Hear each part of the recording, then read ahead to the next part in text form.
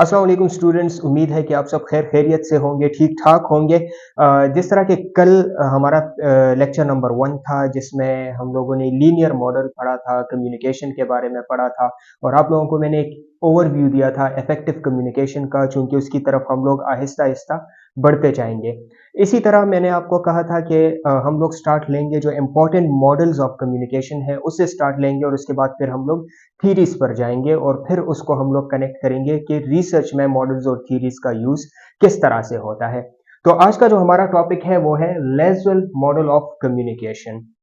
तो लेसवेल्स model of communication जो है वो हैरोल्ड डी लेसवेल ने 1948 में पेश किया था। हैरोल्ड डी लेसवेल कौन था बेसिकली? तो Harold D Lasswell American political scientist था, ठीक है। और उसने क्या किया था कि 1948 में मास मीडिया और पॉलिटिकल कम्युनिकेशन ये दो सब्जेक्ट्स थी जिन्होंने काफ़ी पजीराई हासिल की और काफ़ी प्रोमिनेंट उभर के आ गए थे। तो इसको मद्देनजर रखते हुए इसको मद्देनजर रखते हुए लेसवेल ने क्या किया कि उसने एक की वर्ड्स का एक चेन बना दिया।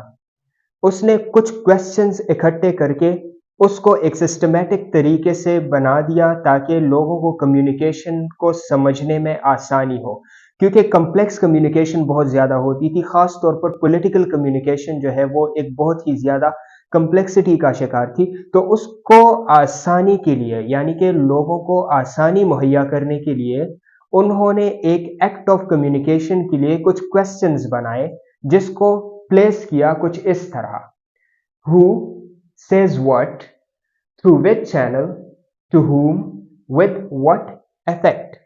ये 5 क्वेश्चन जो है ये लेसवेल ने प्लेस किए ताकि लोगों को कम्युनिकेशन की कम्प्लेक्सिटी समझने में आसानी हो, ठीक है।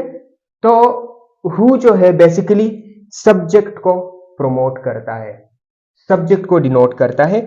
says what is the message, जो मैसेज हम लोग देते हैं उसको ये डिनोट करता है। Through which channel, it's denoting the channel यानी कि मीडियम। उसके बाद टू हुम, ऑडियंस, और उसके बाद विद व्हाट इफेक्ट, कि इस कम्युनिकेशन का उस ऑडियंस पर इफेक्ट क्या पड़ा, ठीक है। तो ये एक मॉडल है जिसको हम लोग हिस्टोरिक पॉइंट ऑफ व्यू से बहुत ज्यादा इंपॉर्टेंट समझते हैं। हिस्टोरिक पॉइंट ऑफ व्यू से हम लोग इसलिए इसको ज्यादा इंपॉर्टेंट समझते हैं क्योंकि ये मॉडल जो है इसके थ्रू हम लोग डिफरेंट काइंड ऑफ एनालिसिस कर सकते हैं ड्यूरिंग द रिसर्चेस, सही है। इसके थ्रू, इस मॉडल के थ्रू हम लोग डिफरेंट काइंड ऑफ एनालिसिस कर सकते हैं। फॉर एग्जाम्पल मैं आपको एग्जाम्पल देता हूं। हु से हम लोग कंट्रोल एनालिसिस कर सकते हैं। Let me right it here. तो अगर आप लोग देख रहे हो या फिर नोट कर रहे हो तो आपको आसानी होगी। हु से हम लोग कंट्रोल एनालिसिस कर सकते हैं, कंट्रोल एनालिसिस, ठीक है। Who control analysis. Says what पे अगर हम लोग आ जाए तो says what is message, basically it's the content, ठीक है। तो इससे हम लोग कंटेंट एनालिसिस कर सकते हैं। फिर थ्रू विच चैनल अगर आ जाए तो चैनल से हम लोग मीडिया एनालिसिस कर सकते हैं, media analysis. To whom, audience की तरफ आ जाते हैं तो इससे हम लोग ऑडियंस एनालिसिस कर सकते हैं, ऑडियंस एनालिसिस। और अगर इफेक्ट पर आ जाए तो इफेक्ट पर हम लोग क्या कर सकते हैं? Effect analysis.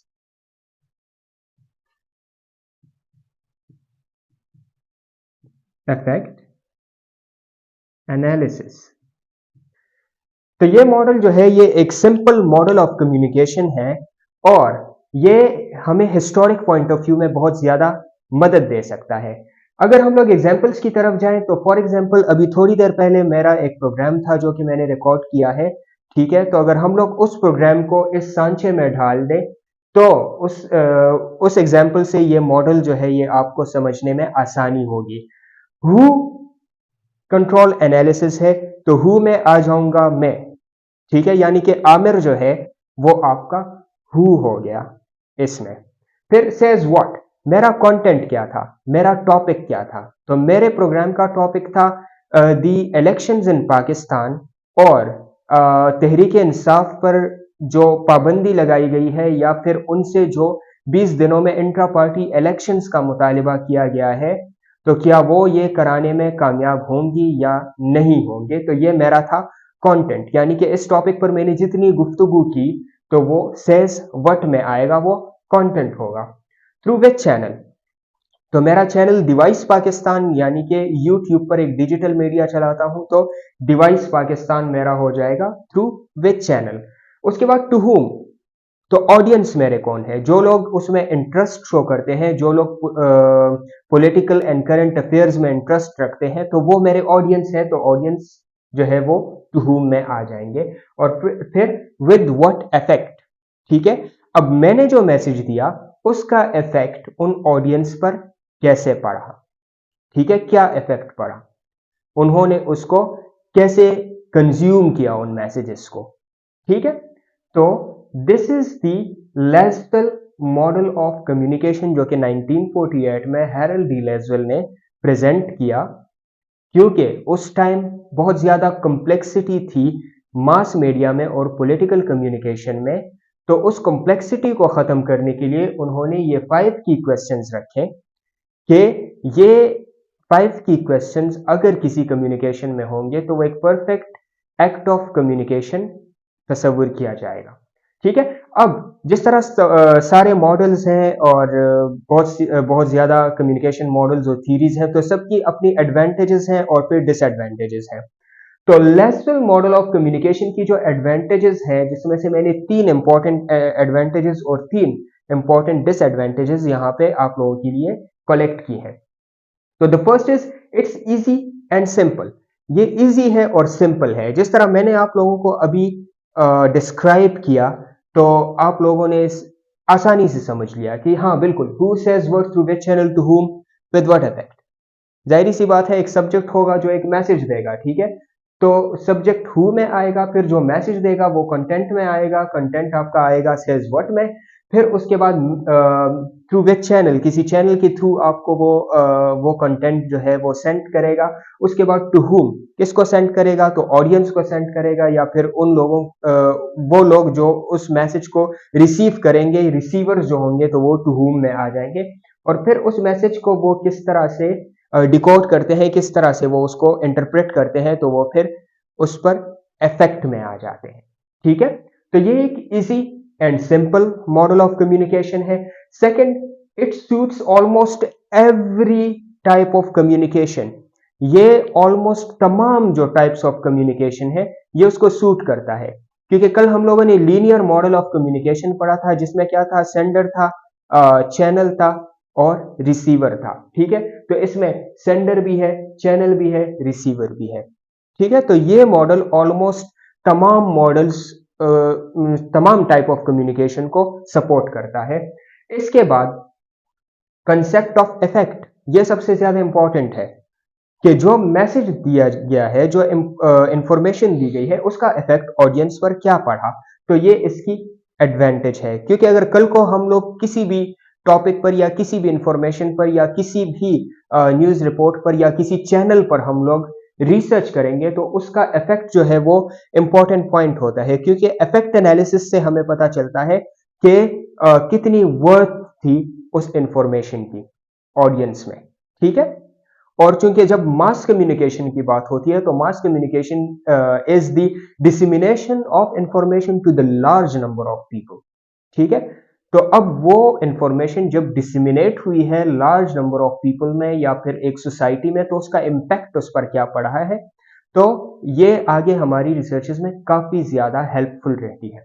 अब आते हैं डिसएडवांटेजेस की तरफ। तो डिसएडवांटेजेस में सबसे पहला जो आता है वो फीडबैक आता है, कि इसमें फीडबैक नहीं है। यानी कि इस तमाम मॉडल को अगर हम लोग देख लें, इनके क्वेश्चंस को अगर हम लोग देख लें, तो ये इफेक्ट पर खत्म हो गया, बट उस इफेक्ट का उसके बाद जो फीडबैक आता है वो नहीं है। क्योंकि लेक्चर नंबर 1 में अगर आप लोग उसको देख लें, तो उसमें मैंने कहा था कि एक कम्युनिकेशन इफेक्टिव कम्युनिकेशन तब होती है जब उसमें फीडबैक एंटर होता है, और जब फीडबैक उसमें इंक्लूड किया जाता है तो उसके बाद वो कम्युनिकेशन जो है वो सर्कुलेट करती है, यानी कि वो फिर एक जारी कम्युनिकेशन रहती है।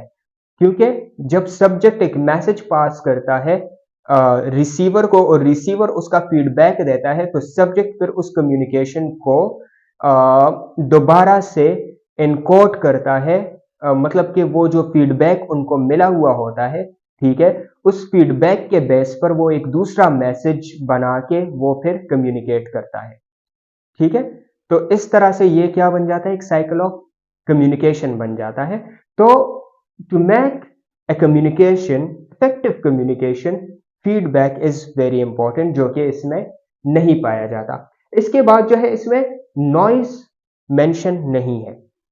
नॉइस का मेंशन होना बहुत ज्यादा जरूरी है, क्योंकि अब ये एक मॉडल है, ठीक है, तो इसमें सिंपली हमें सेंडर, कंटेंट और चैनल और रिसीवर और इफेक्ट दिखता है, ठीक है, इसमें हमें नॉइस नहीं दिखता। ठीक है, फॉर एग्जाम्पल अगर यहां से एक मैसेज आता है और यहां पर उसका इफेक्ट जो है वो जीरो होता है। फॉर एग्जाम्पल यहां से एक बंदा है जो कि उर्दू बोल रहा है, लेकिन रिसीवर जो है उसको उर्दू समझ नहीं आती, ठीक है, तो इसमें एक बैरियर आ गया, इसमें एक नॉइज आ गया है, जिसकी वजह से वो मैसेज प्रॉपरली कन्वे नहीं हो रहा। क्यों नहीं हो रहा? बिकॉज इनका जो सेंडर का कोड है और रिसीवर का कोड है, सेंडिंग का लैंग्वेज कोड अलग है, रिसीवर का लैंग्वेज कोड अलग है, जो कि इनको समझ में नहीं आ रहा। सो उसका इफेक्ट यहां पे जीरो आ गया, क्योंकि ये कोई कुछ रिस्पॉन्स ही नहीं कर रहा, कोई रिस्पॉन्स ही नहीं दे रहा, ठीक है। तो जब ये रिस्पॉन्स नहीं दे रहा तो इट मीन्स कि यहां पे कोई नॉइज है, कोई मसला है, कोई बैरियर है, ठीक है, तो वो बैरियर जो है वो यहां पर नहीं है, नॉइज जो है वो यहां पर मेंशन नहीं है। और थर्ड जो इसका डिसएडवांटेज है वो ये है कि ये एक लीनियर मॉडल ऑफ कम्युनिकेशन है, ठीक है। लीनियर मॉडल ये है कि ये यकतरफा है, इस पर रिसीवर की तरफ से जो ऑडियंस है तो उनका कोई फीडबैक इसमें इन्वॉल्व नहीं है, या फिर ये एक साइकिल ऑफ कम्युनिकेशन की तरफ नहीं जाता। मतलब कि ये सिर्फ सेंडर पॉइंट ऑफ व्यू से है, लाइक जो भी है वो सेंडर की तरफ से है, और उसका इफेक्ट फिर बाद में पता चलेगा जब आप लोग सर्वे करेंगे। So this was all about the Lasswell's model of communication, और ये आगे जो है हमारी रिसर्चेस में काफी काम आएगी, क्योंकि जब मैं इसको कनेक्ट करूंगा आपकी रिसर्च स्टडीज से, जो कि आप लोग मुझे कमेंट्स में बता सकते हैं, ठीक है, तो उन सारी रिसर्चेस पे, आप लोगों के टॉपिक्स पे, आप लोगों के जो भी मुश्किलात हैं या जो भी बैरियर्स आप लोगों के सामने आ रहे हैं, तो उन सारी चीज़ों पर हम लोग बात करेंगे, और उन सारी चीज़ों को मैं आसान अल्फाज में क्लियर करने की कोशिश करूंगा, ठीक है। तो this was all about the Lasswell's model of communication. अब आगे के मॉडल्स में हम ये जो डिसएडवांटेजेस हैं, ये इसी मॉडल्स में हम लोग ऐड करते जाएंगे और मॉडल्स की तरफ हम लोग बढ़ते जाएंगे। तो मजीद लेक्चर्स को मिस ना कीजिएगा, और मिस करने से बचने के लिए आप लोगों ने क्या करना होगा, आप लोगों ने इस चैनल को सब्सक्राइब करना होगा। तो जब आप चैनल को सब्सक्राइब करेंगे तो आपसे कोई भी लेक्चर मिस नहीं होगा, ठीक है। सो आज हम लोगों ने लेसवेल मॉडल पढ़ा है, और कल हम लोग एक नया मॉडल पढ़ेंगे, उसके बाद फिर हम लोग थीरीज की तरफ बढ़ेंगे और फिर इन दोनों को कनेक्ट करेंगे रिसर्च स्टडीज के साथ। शुक्रिया।